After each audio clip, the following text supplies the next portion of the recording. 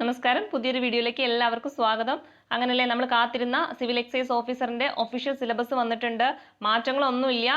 Additional ഒരു കാര്യം മാത്രമേ അവർ ആഡ് ചെയ്തിട്ടുള്ളൂ. വേറെ ഒന്നിലും മാറ്റില്ല കേട്ടോ. ഒക്കെ സെയിം തന്നെയാണ്. അപ്പം എന്ത് ചെയ്യുക, കൃത്യമായിട്ട് പഠിച്ചു തുടങ്ങിക്കോളാം. എക്സാമിൽ നമുക്കറിയാം ഓഗസ്റ്റ് സെപ്റ്റംബർ ഏതെങ്കിലും മാസത്തിൽ എക്സാം ഉണ്ടാവും.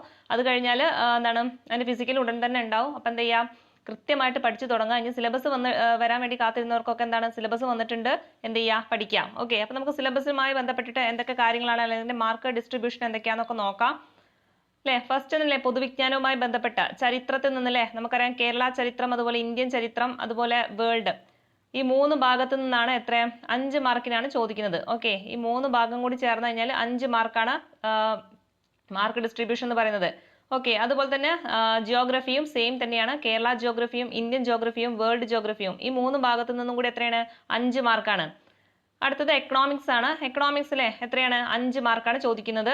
പിന്നെ കോൺസ്റ്റിറ്റ്യൂഷനിലെ ഭരണഘടന എത്ര മാർക്കാണ്? 8 മാർക്ക് ഉണ്ട് കേട്ടോ. കുറച്ചും കൂടി കൂടുതലുണ്ട്. എത്രയാണ് കോൺസ്റ്റിറ്റ്യൂഷനിൽ നിന്ന് 8 മാർക്കാണ്. പിന്നെ അടുത്തത് കേരളവും ഭരണവും ഭരണ സംവിധാനവും എത്ര മാർക്കാണ്? 3 മാർക്ക് ഉള്ളൂ കേട്ടോ. നമുക്ക് കേരളത്തിന്റെ ഭരണവും ഭരണ സംവിധാനവുമായി ബന്ധപ്പെട്ടിട്ട് 3 മാർക്കേ ചോദിക്കുന്നുള്ളൂ. പിന്നെ നമ്മുടെ സയൻസ് മേഖല അല്ലെ, നമ്മുടെ ജീവശാസ്ത്രം, അതുപോലെ ഫിസിക്സ്, കെമിസ്ട്രി അല്ലെ, ഈ മൂന്ന് ഭാഗത്തു നിന്നും കൂടി എത്ര മാർക്കാണ്? 10 മാർക്കാണ് കേട്ടോ. ഈ മൂന്ന് ഭാഗത്തു നിന്നും കൂടി എത്രയാണ്? 10 ആണ്. അതായത് ബയോളജിയിൽ നിന്ന് 4 മാർക്കും ഫിസിക്സ് കെമിസ്ട്രിയിൽ നിന്ന് 3 വെച്ചിട്ടല്ലേ 6, അങ്ങനെ മൊത്തം 10 മാർക്കാണ് അല്ലേ. അപ്പോൾ സാധാരണ നമ്മുടെ ഈ ഒരു ഫോഴ്സ് എക്സാമിൽ +2 ലെവൽ എക്സാമിനൊക്കെ അവർ എക്സാം ടൈറ്റ് ആക്കാൻ നോക്കാറ് എപ്പോഴും എന്താണ്, നമ്മുടെ സയൻസിൽ പിടിച്ചിട്ടായിരിക്കും. ഓക്കെ, അപ്പോൾ നമുക്ക് സയൻസിന് അങ്ങനെ അങ്ങോട്ട് വിശ്വസിച്ച് പഠിക്കാനും ബുദ്ധിമുട്ടാണ്. അതായത് അധികം +1 +2 ടെക്സ്റ്റ് ബുക്കിന് ആസ്പദമായിട്ടുള്ള ക്വസ്റ്റ്യൻസ് ആണ് പൊതുവേ കണ്ടുവരാറുള്ളത്.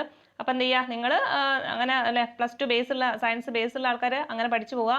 അല്ലാത്തവർ നമ്മൾക്ക് നിലവിലുള്ള കാര്യങ്ങൾ വെച്ച് പഠിക്കുക. ഓക്കെ, പിന്നെ അടുത്തത് കലാ, കായികം, സാഹിത്യം, സംസ്കാരം അല്ലെ, ഇതുമായി ബന്ധപ്പെട്ടിട്ട് എത്ര മാർക്കാണ്? 4 മാർക്കിനാണ് ചോദിക്കുന്നത്. പിന്നെ ആനുകാലിക വിഷയങ്ങൾ അല്ലെ, ആനുകാലിക വിഷയങ്ങൾ എത്രയാണ്? 10 മാർക്ക് ഉണ്ട്. എന്ത് ചെയ്യുക, അതിന്റെ ഇമ്പോർട്ടൻസ് മനസ്സിലാക്കിയിട്ട് പഠിച്ചോളാം. നമുക്ക് നന്നായിട്ട് പഠിച്ചു കഴിഞ്ഞാൽ 10 മാർക്കും സിമ്പിളായിട്ട് നേടിയെടുക്കാൻ പറ്റുന്നതുള്ളൂ കേട്ടോ.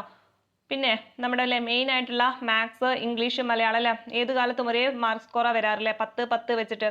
അപ്പോൾ നമുക്കൊക്കെ പല ആൾക്കാരും ചോദിക്കാറുണ്ട് എങ്ങനെയാണ് ഒരു 60 മാർക്കിന് മുകളിലൊക്കെ സ്കോർ ചെയ്യാൻ പറ്റാന്നൊക്കെ ചോദിക്കുന്നവരോട് ഒറ്റ ഉത്തരേ ഉള്ളൂ. എന്ത് ചെയ്യുക, ഏറ്റവും കൂടുതൽ മാർക്ക് ഡിസ്ട്രിബ്യൂഷൻ ഏതിലുള്ളത് അതുമായി ബന്ധപ്പെട്ടിട്ട് എന്ത് ചെയ്യുക, കൂടുതൽ കാര്യങ്ങൾ പഠിക്കാനായിട്ട് ശ്രമിക്കുക. ആ ഭാഗത്തു നിന്നുള്ള മാർക്ക് അല്ലെ മാക്സിമം നമുക്ക് സ്കോർ ചെയ്യാൻ നോക്കുക. അങ്ങനെ ആകുമ്പോൾ തന്നെ എന്താ, നമുക്ക് നല്ലൊരു മാർക്ക് കിട്ടും. ക്ലിയർ അല്ലേ? പിന്നെ സയൻസ് മേഖലയൊക്കെ അല്ലേ, എന്താ, അതായത് നിങ്ങൾക്ക് അത്യാവശ്യം നന്നായിട്ടല്ലേ സയൻസിലൊക്കെ നല്ല ഇതുള്ള ആൾക്കാരാണെങ്കിൽ, അല്ലെങ്കിൽ +1 +2 സയൻസ് ആണ് എടുത്ത ആൾക്കാർക്കൊക്കെ എന്ത് ചെയ്യുക, കൃത്യമായിട്ട് പഠിച്ചു പോവുക ആ ഭാഗങ്ങളൊക്കെ. പിന്നെ നമുക്ക് സയൻസ് ബാക്ക്ഗ്രൗണ്ട് ഒന്നും ഇല്ലാത്ത ആൾക്കാർക്കല്ലേ പെട്ടെന്നല്ലേ ഒരു 3-4 മാസം കൊണ്ടൊക്കെ അതൊക്കെ പഠിച്ചെടുക്കാന്ന് പറഞ്ഞാൽ കുറച്ച് ബുദ്ധിമുട്ടുള്ള കാര്യമാണ്. അപ്പോൾ എന്ത് ചെയ്യുക, അവരെന്ത് ചെയ്യുക, ബാക്കിയുള്ള മേഖലകൾ നോക്കിയിട്ട് കൃത്യമായിട്ട് പഠിച്ചോളാം. നമുക്ക് എന്ത് ചെയ്യുക, 60 മാർക്കിന്റെ മുകളിലൊക്കെ നമുക്ക് സിമ്പിളായിട്ട് നേടിയെടുക്കാവുന്നേ ഉള്ളൂ കേട്ടോ. പിന്നെന്താണ് സ്പെഷ്യൽ ടോപ്പിക്സ് അല്ലേ, 20 മാർക്ക് സ്പെഷ്യൽ ടോപ്പിക്സ് അല്ലേ, അതിൽ എന്ത് മാറ്റാണുള്ളത് നോക്കാം. അതിന്റെ മുന്നേ ഇതിന്റെ കുറച്ച് ഡീറ്റെയിൽ ആയിട്ടുള്ള കാര്യങ്ങൾ പറയുന്നുണ്ട്. ചരിത്രം അല്ലേ, നമ്മുടെ കേരള ചരിത്രവുമായി ബന്ധപ്പെട്ടിട്ടല്ലേ, യൂറോപ്യന്മാരുടെ ആഗമനം മുതലാണ് നമ്മുടെ കേരള ചരിത്രം ചോദിക്കുന്നത്. അതുപോലെ നമ്മുടെ തിരുവിതാംകൂറിലല്ലേ രാജാക്കന്മാരുമായി ബന്ധപ്പെട്ട കാര്യങ്ങളുണ്ട്. പിന്നെ നവോത്ഥാനവുമായി ബന്ധപ്പെട്ട കാര്യമുണ്ട്. പിന്നെ എന്താണ് ഐക്യ കേരള പ്രസ്ഥാനം, ഇത്ര കാര്യങ്ങളൊക്കെയാണ് എന്തിന് ചോദിക്കുന്നത്, കേരള ചരിത്രത്തിൽ ചോദിക്കുന്നത്. പിന്നെ ഇന്ത്യൻ ചരിത്രം എടുത്തു കഴിഞ്ഞാലല്ലേ പ്രാചീന ഇന്ത്യ ഒന്നും ഇല്ല കേട്ടോ. പല ആൾക്കാർക്കും സംശയമുണ്ട് പ്രാചീന ഇന്ത്യയിലെ നമ്മുടെ ഹാരപ്പൻ സംസ്കാരം അതുമായി ബന്ധപ്പെട്ട കാര്യങ്ങളൊക്കെ ഉണ്ടോന്ന്. അതൊന്നും ഇല്ല. എന്താണ്, നമ്മുടെ 1-ാം സ്വാതന്ത്ര്യ സമരം മുതൽ ഇങ്ങോട്ടുള്ള കാര്യങ്ങളേ ഉള്ളൂ. ഓക്കെ, നമ്മുടെ സാമൂഹ്യ പരിഷ്കരണ പ്രസ്ഥാനങ്ങളൊക്കെ ഉണ്ടാവും. അതുപോലെ നമ്മുടെ സ്വാതന്ത്ര്യ സമരവും അതുപോലെ മഹാത്മാഗാന്ധിജിയുമായി ബന്ധപ്പെട്ട കാര്യങ്ങൾ, പിന്നെ എന്താണ് സംസ്ഥാനങ്ങളുടെ പുനഃസംഘടന, ഇത്രയൊക്കെ കാര്യങ്ങളാണ് നമ്മുടെ ഇന്ത്യൻ ചരിത്രത്തിൽ നിന്ന് വരുന്നത്. പിന്നെ ലോക ചരിത്രവുമായി ബന്ധപ്പെട്ട് പറയുകയാണെങ്കിൽ അല്ലെ പ്രധാന വിപ്ലവങ്ങൾ അല്ലെ, അമേരിക്കൻ സ്വാതന്ത്ര്യ സമരം, അതുപോലെ ഫ്രഞ്ച് വിപ്ലവം, റഷ്യൻ വിപ്ലവം, അതുപോലെ ചൈനീസ് വിപ്ലവം, ഇതൊക്കെ നല്ല രസകരമായിട്ട് നമുക്ക് പഠിക്കാവുന്നേ ഉള്ളൂ കേട്ടോ. ഇതൊക്കെ പഠിച്ചു കഴിഞ്ഞാൽ എന്താ, ഈ മാർക്ക് ഷുവറായിട്ട് നേടാൻ പറ്റും. ഓക്കെ, അധികം എന്താണ് ആഴത്തിൽ പഠിക്കേണ്ട ആവശ്യമൊന്നുമില്ല. വളരെ കുറച്ച് കാര്യങ്ങളല്ലേ ഉള്ളൂ. അപ്പം അതെന്ത് ചെയ്യുക, കൃത്യമായിട്ട് പഠിക്കുക. പിന്നെ മെയിൻ ആയിട്ടില്ലേ UNOയുമായി ബന്ധപ്പെട്ടിട്ട് എപ്പോഴും ഇപ്പം സ്ഥിരമായിട്ട് ചോദിക്കാറുണ്ട്. അതെന്താണ്, ഈ ലോക ചരിത്രവുമായി ബന്ധപ്പെട്ടിട്ടാണ് ചോദിക്കുന്നത്. അപ്പൊ UNOന്റെ അധികം കറണ്ട് അഫയേഴ്സ് ആണ് ചോദിക്കുന്നത്. അപ്പൊ അതെന്താ ചെയ്യുക, അതിന്റെ പ്രാധാന്യം മനസ്സിലാക്കിയിട്ട് പഠിക്കുക. ഓക്കെ, ഇനി അടുത്ത് നമ്മുടെ ജിയോഗ്രഫിയാണ് അല്ലെ. ജിയോഗ്രഫി, വേൾഡ് ജിയോഗ്രഫി എന്തൊക്കെ ചോദിക്കുന്നത്, നമ്മുടെ ഭൂമിയുടെ ഘടന, അതുപോലെ അല്ലെ അന്തരീക്ഷം, താപനില, ഋതുക്കള്, ആഗോള പ്രശ്നങ്ങൾ, പിന്നെന്താണ് നമ്മുടെ മാപ്പുകളെ പറ്റിയിട്ടൊക്കെ ചോദിക്കും. അതുപോലെ എന്താണ് നമ്മുടെ സമുദ്രങ്ങളും അതിന്റെ ചലനങ്ങളും, പിന്നെ ലോകരാഷ്ട്രങ്ങളും അവയുടെ സവിശേഷതകളും, ഇതൊക്കെയാണ് ചോദിക്കുന്നത്. പിന്നെ ഇന്ത്യൻ ഭൂമിശാസ്ത്രം എടുത്തു കഴിഞ്ഞാൽ ഭൂപ്രകൃതിയിലെ സംസ്ഥാനങ്ങൾ അവയുടെ സവിശേഷതകളും ചോദിക്കുന്നുണ്ട്. പിന്നെ നമ്മുടെ പ്രധാനമായിട്ടുള്ള ഇന്ത്യയെ തരംതിരിച്ചിരിക്കുന്ന മേഖലകളായിട്ടല്ലേ എങ്ങനെയൊക്കെ ഉത്തരപർവ്വത മേഖല, ഉത്തര മഹാസമതലം, അതുപോലെ ഉപദ്വീപീയ പീഠഭൂമി, അങ്ങനെ കുറച്ച് കാര്യങ്ങളൊക്കെ ഉണ്ട്. അപ്പോൾ അതൊക്കെ ചോദിക്കുന്നതാണ്. പിന്നെ നമ്മുടെ ഊർജ്ജ സ്രോതസ്സുകളെ പറ്റി ചോദിക്കും. പിന്നെ റോഡ്, ജല, റെയിൽ, വ്യോമ ഗതാഗത സംവിധാനങ്ങളെ പറ്റിയിട്ടൊക്കെ ചോദിക്കും. പിന്നെ കേരളവുമായി ബന്ധപ്പെട്ടിട്ടല്ലേ കേരളത്തിന്റെ ജില്ലകളും അതിന്റെ സവിശേഷതകളും, നദികൾ, കാലാവസ്ഥ, വന്യജീവി, കൃഷി, ഗവേഷണ സ്ഥാപനങ്ങൾ, ധാതുക്കൾ, വ്യവസായവും, പിന്നെ റോഡ്, ജല, റെയിൽ, വ്യോമ ഗതാഗത സംവിധാനങ്ങളൊക്കെ ചോദിക്കുന്നുണ്ട്. ഇപ്പം നമ്മുടെ ക്ലാസ്സിലെ നമ്മുടെ ഒരു 3 മാസത്തെ ഫ്രീ ആയിട്ടുള്ള സ്റ്റഡി സ്ട്രാറ്റജി ഒക്കെ ഉണ്ട് കേട്ടോ. അതിൽ കറക്റ്റ് ആയിട്ടില്ലേ നമ്മുടെ കേരള ജോഗ്രഫി ഏകദേശം തീർന്നിട്ടുണ്ട്. അപ്പം എന്ത് ചെയ്യും, അത് കഴിഞ്ഞ് അടുത്ത പാർട്ട് എടുക്കും. അപ്പം എന്ത് ചെയ്യും, നിങ്ങൾ അത് കറക്റ്റായിട്ട് ഫോളോ ചെയ്ത് വന്നോളാം. നമുക്ക് പരീക്ഷയ്ക്ക് ആകുമ്പോഴത്തേക്ക് നന്നായിട്ട് അത് സിലബസ് ഒക്കെ കവർ ചെയ്യും. കൃത്യമായിട്ട് നിങ്ങൾ പഠിക്കുക വെച്ചാൽ നമുക്ക് എന്താ പരീക്ഷയ്ക്ക് അടുക്കുമ്പോൾ നമുക്ക് ഒരുപാട് റിവിഷൻ ചെയ്യാനുള്ള ടൈം ഒക്കെ കിട്ടും. ഓക്കെ, ഇനി അടുത്തത് എക്കണോമിക്സ് ആണ്. എക്കണോമിക്സുമായി ബന്ധപ്പെട്ടിട്ടല്ലേ സ്ഥിരമായിട്ട് ചോദിക്കുന്ന മേഖലകൾ എന്താ ചെയ്യുക, തിരഞ്ഞെടുത്ത് നിങ്ങൾ പഠിക്കുക. ഓക്കെ, പഠിച്ചു കഴിഞ്ഞാൽ എന്താണ് 5 മാർക്ക് കിട്ടാൻ ഒരു പണിയും ഇല്ല. പ്രത്യേകം എടുത്ത് പറയുന്നുണ്ടല്ലോ ഇവിടെ പഞ്ചവത്സര പദ്ധതിയിലെ ഏത് കാലത്തും ചോദിക്കുന്ന ഒരു ചോദ്യമാണ് പഞ്ചവത്സര പദ്ധതി. മെയിൻ ആയിട്ട് നിങ്ങൾ ചെയ്യേണ്ടത് +1 ഓർ +2 ടെക്സ്റ്റ് ബുക്കിൽ പഞ്ചവത്സര പദ്ധതിയുമായി ബന്ധപ്പെട്ട കാര്യങ്ങൾ പഠിച്ചെടുക്കുക. അതുപോലെ പ്ലാനിംഗ് കമ്മീഷൻ, നീതി ആയോഗ് ഒക്കെ കൃത്യമായിട്ട് എന്താണ് റാങ്ക് ഫയലിലാണെങ്കിലും ഒക്കെ ഉണ്ട്. അപ്പോൾ നിങ്ങൾ എന്ത് ചെയ്യുക, അതൊക്കെ നോക്കിയിട്ട് സിലബസ് നോക്കിയിട്ട് ആ മേഖല നോക്കി പഠിക്കട്ടോ, അതാണ് ഏറ്റവും നല്ലത്. പിന്നല്ലേ പ്രധാന നവസാമ്പത്തിക പരിഷ്കാരം അല്ലേ, സ്ഥിരം ചോദ്യമാണ് നവസാമ്പത്തിക പരിഷ്കാരം. ഇതൊക്കെ +1 +2 ടെക്സ്റ്റ് ബുക്കിലെ ഭാഗങ്ങളാണ്. അപ്പോൾ അതെന്ത് ചെയ്യുക, കൃത്യമായിട്ട് പഠിക്കുക. നമുക്കറിയാലോ നമ്മുടെ ഈ ഫോഴ്സിന്റെ യോഗ്യത എന്ന് പറയുന്നത് എന്താണ്, +2 ആണ്. അപ്പോൾ എന്ത് ചെയ്യുക, നമ്മുടെ +2 വരെയുള്ള ടെക്സ്റ്റ് ബുക്ക് കൃത്യമായിട്ട് പഠിക്കേണ്ടതുണ്ട്. അത് കൃത്യമായിട്ട് പഠിക്കാൻ തന്നെ എല്ലതും വാരി വലിച്ച് പഠിക്കുകയല്ല, നമ്മുടെ സിലബസിൽ പറഞ്ഞ കാര്യങ്ങൾ എന്ത് ചെയ്യുക, ടെക്സ്റ്റ് ബുക്കിൽ നോക്കിയിട്ട് പഠിക്കുക എന്നതാണ് കേട്ടോ. പിന്നെന്താണ് കാർഷിക വിളകളും അതുപോലെ ധാതുക്കളും ഹരിത വിപ്ലവം അല്ലെ, സ്ഥിരം ക്വസ്റ്റ്യൻ ആണ് ഹരിത വിപ്ലവം. ഇതൊക്കെ എന്തുണ്ട് ടെസ്റ്റിലുണ്ട്, അങ്ങനെ പഠിക്കുക. അടുത്തത് കോൺസ്റ്റിറ്റ്യൂഷൻ ആണ്. 8 മാർക്കാണ് കേട്ടോ, 8 മാർക്കാണ്. നന്നായിട്ട് പഠിച്ചു കഴിഞ്ഞാൽ നമുക്ക് സിമ്പിൾ ആയിട്ടില്ലേ ഒരു 6, 7 എന്തായാലും കിട്ടുന്ന മേഖലയാണ്. അതും തന്നെ +1 +2 ടെക്സ്റ്റ് ബുക്ക് തന്നെയാണ് ഇവരുടെ മെയിൻ സോഴ്സ് എന്ന് പറയുന്നത്. ഇത് നോക്കിയിട്ടില്ലേ ഏതൊക്കെ ഭാഗമാണ് നോക്കിയിട്ട് നിങ്ങൾ ടെക്സ്റ്റ് ബുക്ക് തിരഞ്ഞെടുത്തിട്ട് പഠിക്കുന്നതാണ് ഏറ്റവും നല്ലത്. പിന്നെ റാങ്ക് ഫയലും ഒരുവിധമൊക്കെ എന്താണ് അവർ ടെക്സ്റ്റ് ബുക്ക് ബേസ് ചെയ്തിട്ട് തന്നെയാണ് അതിൽ കൊടുത്തിട്ടുള്ളത്. അപ്പോൾ അങ്ങനെ വേണമെങ്കിൽ നിങ്ങൾക്ക് പഠിക്കാം. കൃത്യമായിട്ട് എന്താണ് ചോദിക്കുന്നത് അത് മാത്രം തിരഞ്ഞെടുത്ത് പഠിക്കാനായിട്ട് ശ്രമിക്കട്ടോ. അതായത് നമ്മുടെ ആമുഖത്തെ പറ്റി, അതുപോലെ പൗരത്വം, മൗലിക അവകാശ നിർദ്ദേശക തത്വങ്ങൾ, പിന്നെന്താണ് പ്രധാന ഭരണഘടനാ ഭേദഗതികൾ അല്ലേ. ആ ഭേദഗതി എന്ന് പറഞ്ഞു കഴിഞ്ഞാൽ ഈ ഭേദഗതി നിങ്ങൾ മാത്രം പഠിച്ചാൽ മതി. പിന്നെ ലേറ്റസ്റ്റ് ആയിട്ടുള്ള ഭേദഗതി കേട്ടോ. ഓക്കെ, ലേറ്റസ്റ്റ് ആയിട്ടുള്ള ഭേദഗതിയും കൂടി എന്ത് ചെയ്യണം, നോക്കണം. അല്ലാതെ എല്ലാ ഭേദഗതിയൊന്നും എടുത്ത് പഠിക്കേണ്ട ആവശ്യമില്ല. പല റാങ്ക് ഫയലിൽ എന്താണ് കുറേ ഭേദഗതിയൊക്കെ കൊടുക്കാറുണ്ട്. നമുക്ക് എന്താ ആവശ്യമുള്ള കാര്യം പഠിക്കുക. അതിൻ്റെ കൂടെ എന്താണ് ലേറ്റസ്റ്റ് ആയിട്ട് ഇപ്പം എന്തെങ്കിലും വന്നിട്ടുണ്ടോ, ഭേദഗതി വന്നിട്ടുണ്ടെങ്കിൽ അതും കൂടി ആഡ് ചെയ്യുക കേട്ടോ. പിന്നെ ലിസ്റ്റുകളൊക്കെ പറ്റി പറയുന്നുണ്ട്, അതൊക്കെ നോക്കണം. അടുത്തത് കേരളവും ഭരണ സംവിധാനം എന്ന ഭാഗമാണ്. നമുക്ക് 3 മാർക്കേ ഉള്ളൂ അല്ലേ. ഇത് മെയിനായിട്ട് ഇതിൽ ദുരന്ത നിവാരണ അതോറിറ്റി, അതുപോലെ തണ്ണീർത്തട സംരക്ഷണം, ഇതൊക്കെയാണ് മെയിനായിട്ട് ചോദിക്കാറ്. പിന്നെ ഭൂപരിഷ്കരണം, പിന്നെ എന്തല്ലേ മെയിനായിട്ട് എന്താണ് നമ്മുടെ പദ്ധതികളൊക്കെ ചോദിക്കുന്നത് ഈ ഒരു ഭാഗത്തു നിന്നാണ്. അപ്പോൾ അതൊക്കെ മനസ്സിലാക്കിയിട്ട് പഠിക്കാം. പിന്നെ ബയോളജിയാണ്. ബയോളജി എന്ത് ചെയ്യുക, നമുക്ക് 10ാം ക്ലാസ് വരെ ടെക്സ്റ്റ് ബുക്കിലുള്ള ബയോളജി കൃത്യമായിട്ട് പഠിക്കുക. അതിൽ നിന്ന് ചോദിക്കുന്ന മാർക്ക് എന്ത് ചെയ്യാൻ പാടില്ല, നഷ്ടപ്പെടുത്താൻ പാടില്ല.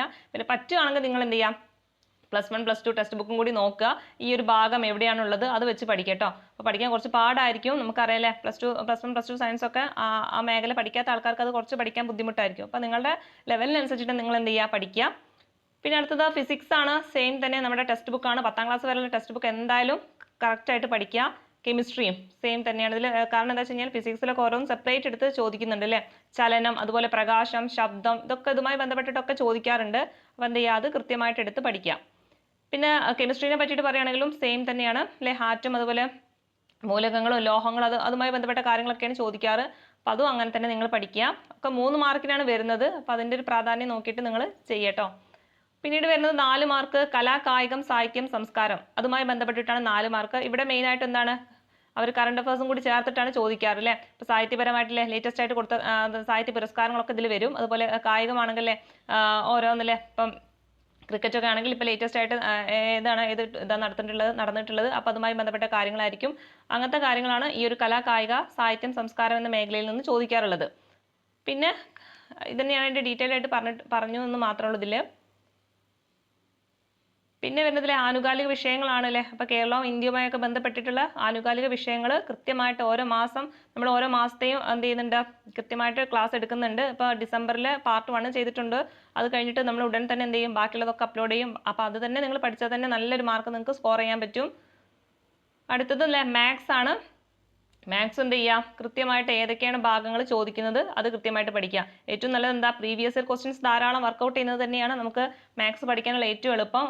കുറേ വർക്കൗട്ട് ചെയ്യുമ്പോൾ തന്നെ നിങ്ങൾക്ക് മനസ്സിലാവും ഏകദേശം എങ്ങനെയായിരിക്കും ക്വസ്റ്റ്യൻസ് വരിക എന്നൊക്കെ. പിന്നെ എന്ത് ചെയ്യുക, നിങ്ങളുടെ സ്പീഡ് നിങ്ങൾക്ക് കൂട്ടാനായിട്ടൊക്കെ പറ്റും.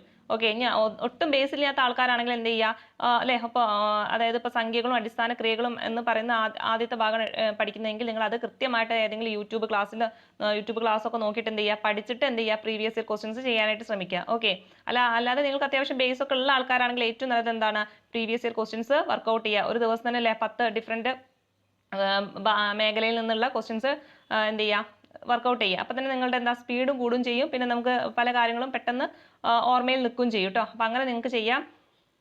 പിന്നെ വരുന്നത് തന്നെയാണ് വരുന്നത്. പിന്നെ ഇംഗ്ലീഷും കറക്റ്റായിട്ട് ഓരോ ഭാഗങ്ങൾ ഏതാണെന്ന് മനസ്സിലാക്കിയിട്ട് പഠിക്കുക. പ്രീവിയസ് ഇയർ ക്വസ്റ്റ്യൻസും ഇതിനെ കൂടെ നിങ്ങൾ കൊണ്ടുപോവുക. പിന്നെ മലയാളം സെയിം തന്നെയാണ്. ഓരോന്നല്ലേ, പദശുദ്ധി, വാക്യശുദ്ധി, ഇതൊക്കെ എന്താണ് നമ്മുടെ റാങ്ക് ഫയലിലൊക്കെ കൃത്യമായിട്ട് കൊടുത്തിട്ടുണ്ട്. അതൊക്കെ തന്നെ പഠിച്ചാൽ തന്നെ നിങ്ങൾക്ക് നല്ലൊരു മാർക്ക് സ്കോർ ചെയ്യാൻ പറ്റും. ഇതിൻ്റെ കൂടെ എന്ത് ചെയ്യുക, പ്രീവിയസ് ഇയർ ക്വസ്റ്റ്യൻ കൂടി നോക്കുക. അടുത്തത് നമ്മുടെ സ്പെഷ്യൽ ടോപ്പിക്സ് ആണ്. ഒരു മാറ്റവും ഇല്ല, പേടിക്കണ്ട. അല്ലേ, നമ്മുടെ അബ്കാരി ആക്ട് ഉണ്ട്. നമ്മൾ അബ്കാരി ആക്ട് ഏകദേശം തീർത്തിട്ടുണ്ട്. ഇനി കുറച്ചല്ലേ നമ്മുടെ ക്രൈംസും അതുപോലെ അതുമായി ബന്ധപ്പെട്ട കുറച്ച് കാര്യങ്ങളൊക്കെ ഇനി എടുക്കാനുള്ളൂ. പിന്നെ NTPS ആക്ട് തുടങ്ങിയിട്ടുണ്ട്. അത് നമുക്കൊരു 2-3 ക്ലാസ്സിൻ്റെ ഉള്ളിൽ അതും തീർക്കാൻ പറ്റും. പിന്നെന്താണ് അടുത്തത്, ഡിസ്റ്റിലറി വെയർ ഹൗസ് റൂൾസിനെ പറ്റിയിട്ടാണ്. പിന്നെന്താ, ഫോറിൻ ലിക്വർ റൂൾസ്, കോട്ട് പാക്റ്റിനെ പറ്റിയിട്ട് പറയുന്നുണ്ട്. പിന്നെ നമ്മുടെ ക്യാമ്പയിൻ അഗെയിൻസ്റ്റ് ആൽക്കഹോളിസം, അല്ലേ, നമ്മുടെ വിമുക്തി അതുമായി ബന്ധപ്പെട്ടിട്ടുള്ള കാര്യങ്ങളൊക്കെയാണ്. അതായത് ലഹരി വിരുദ്ധ പദ്ധതികൾ അല്ലെങ്കിൽ പരിപാടികളൊക്കെയാണ് ഇതിൽ വരുന്നത്. അതൊക്കെ സിമ്പിളായിട്ട് പഠിക്കാവുന്നേ ഉള്ളൂ. പിന്നെ വന്നത് നമ്മുടെ IT ആക്ട് ആണ് കേട്ടോ. അത് കൃത്യമായിട്ട് ഓരോ സെക്ഷൻസ് എടുത്ത് പറയുന്നുണ്ട്. അപ്പം അതെന്ത് ചെയ്യണം, നമ്മൾ കൃത്യമായിട്ട് പഠിക്കണം. അതിലിപ്പോൾ ആഡ് ചെയ്തിട്ടുള്ളത് അവർ പുതിയൊരു സെക്ഷനാണ്, സെക്ഷൻ 78 കേട്ടോ. ഇതാണ് ഇപ്പോൾ പുതുതായിട്ടൊന്ന് ആഡ് ചെയ്തിട്ട് ഒറ്റ കാര്യം മാത്രമേ മാറ്റം വന്നിട്ടുള്ളൂ. ഈ ഒരു സെക്ഷന് ഇതിൽ ആഡ് ചെയ്തിട്ടുള്ളൂ. ഏതാണ്, പവർ ടു ഇൻവെസ്റ്റിഗേറ്റ് ഒഫൻസസ് എന്നൊരു സെക്ഷനാണ്. അപ്പോൾ അതെന്ത് ചെയ്യാം, അതൊന്ന് പഠിക്കാനായിട്ട് കൂടുതൽ ശ്രദ്ധിക്കുക. അതായത് അവർ പ്രത്യേകം പുതുതായിട്ട് ആഡ് ചെയ്തുകൊണ്ട് തന്നെ അത് ചോദിക്കാനുള്ള സാധ്യതയൊക്കെ ഉണ്ട്. അപ്പം എന്ത് ചെയ്യുക, ഇത്രയേ ഉള്ളൂ നമ്മുടെ സിലബസ് എന്ന് പറയുന്നത്. ഓക്കെ, വലിയ ഒരു മാറ്റം ഇല്ലല്ലേ, ഈ ഒരു അഡീഷണൽ ഈ ഒരു കാര്യം മാത്രമേ ചേർത്തിട്ടുള്ളൂ. അപ്പം അല്ലേ, എന്ത് ചെയ്യുക, കൃത്യമായിട്ട് പഠിച്ചു തുടങ്ങിക്കോളാം. ഇനി നാളെ മറ്റന്നാളെന്ന് വെച്ചിട്ട് കാത്തിരിക്കാൻ നിൽക്കണ്ട. സിലബസ് വന്നു, ഇനി സിലബസിന് വേണ്ടി ആരും കാത്തിരിക്കേണ്ട. സിലബസ് വന്നു, കൃത്യമായിട്ട് ഇത് അപ്ലൈ ചെയ്ത ആൾക്കാർ അല്ലെങ്കിൽ ഇതിന് വേണ്ടി ശ്രമിക്കുന്ന ആൾക്കാർ എന്ത് ചെയ്യുക, ഒരു പ്രിൻ്റ് ഔട്ട്, ഈ ഒരു സിവിൽ എക്സൈസ് ഓഫീസറിൻ്റെ സിലബസ് പ്രിൻ്റ് ഔട്ട് എടുത്തിരിക്കണം, മസ്റ്റായിട്ട് എടുത്തിരിക്കണം. എന്നിട്ട് എന്ത് ചെയ്യുക, നിങ്ങൾ പഠിക്കുന്ന ഓരോ ഭാഗവും എന്ത് ചെയ്യുക, ടിക്ക് ചെയ്ത് പോവുക. ഓക്കെ, അങ്ങനെ തന്നെയാണ് പഠിക്കുക. നമുക്കല്ലേ ഏകദേശം ഒരു 3-4 മാസം കൊണ്ട് തന്നെ പഠിച്ചെടുക്കാവുന്ന കാര്യമുള്ളൂ. അതിനുശേഷം എന്ത് ചെയ്യുക, നന്നായിട്ട് റിവിഷൻ ചെയ്യാനുള്ള ടൈമും കൂടി കിട്ടും. ഓക്കെ, അപ്പം എന്ത് ചെയ്യുക, ക്ലാസ്സുകൾ എല്ലാവരും കാണുക കേട്ടോ, സപ്പോർട്ട് ചെയ്യുക. താങ്ക്